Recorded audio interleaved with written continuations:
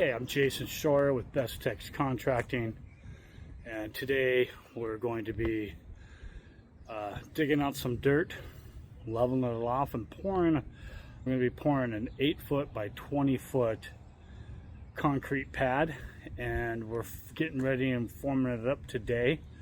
So why don't I take you over in the backyard and show you exactly what we're doing. Work our way over to the backyard. You can see my digging crew. So over here we're trying to level off this back wall over here with a 2x4, because usually just flat work or concrete pads really need to be about 4 inches thick of concrete. So we'll use the 2x4s as our framing members. We'll stake it up against this block wall. We'll leave a little bit of a gap over here on the edge, as you can see, because we got the columns of the block wall sticking out a good 1.5 inches. So that would give us some room for water to drain off and get off the concrete pad. But we're basically going to go 20 foot this way towards me, and then we're going to be 8 foot from the wall on out, basically where that 2x4 is sitting right now. But our main goal right now is to get it level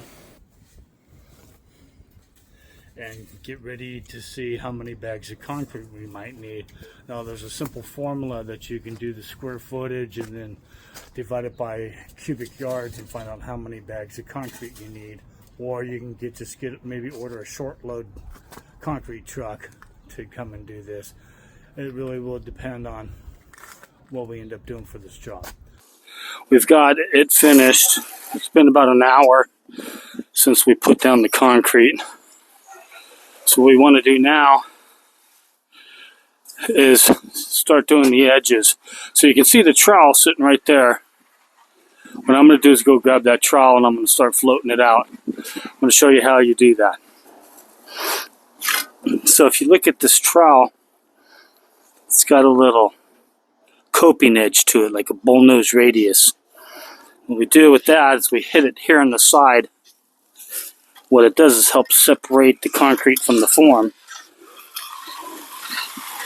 It also gives us a nice smooth finish.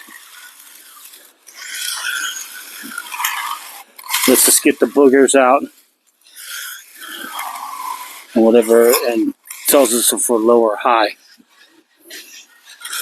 And so I might be doing this a little bit early, but I'm just making sure that we've got enough concrete.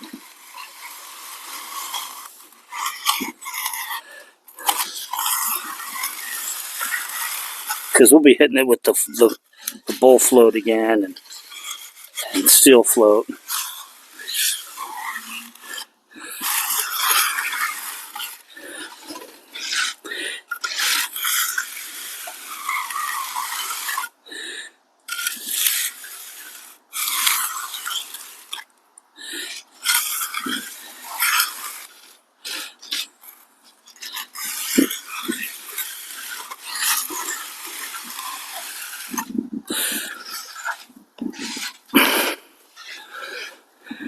So it came out really nice over here.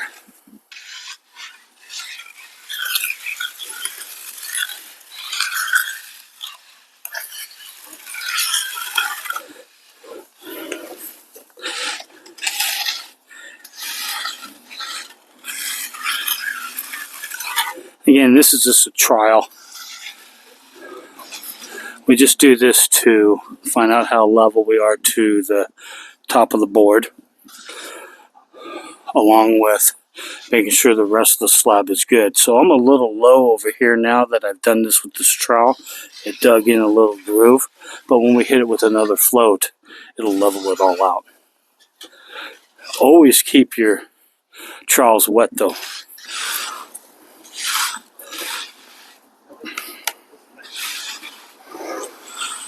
You kind of see how he's hitting it with the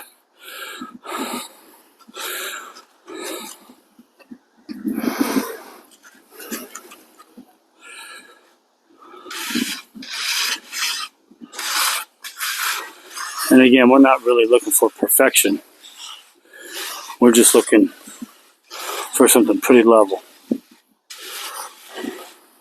Okay, so it's time for us to get over here and start floating this.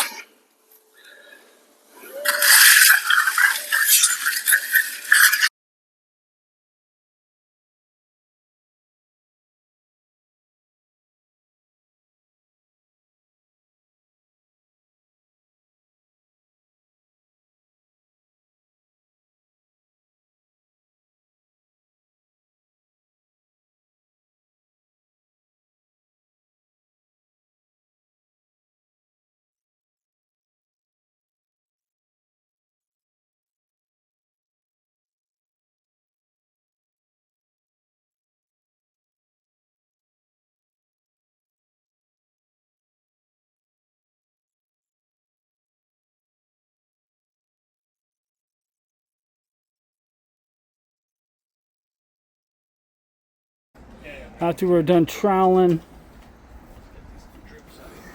and leveling it off, we basically do a broom effect to it. So you can see how the broom actually works. Comes in here, gives a little bit of a texture pattern, kind of hides imperfections, makes it a little bit grippy so you don't slip and fall on it.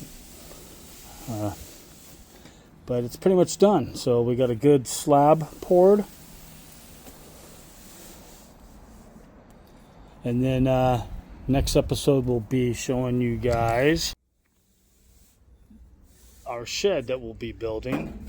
Our next thing is to come over here and bust down the forms.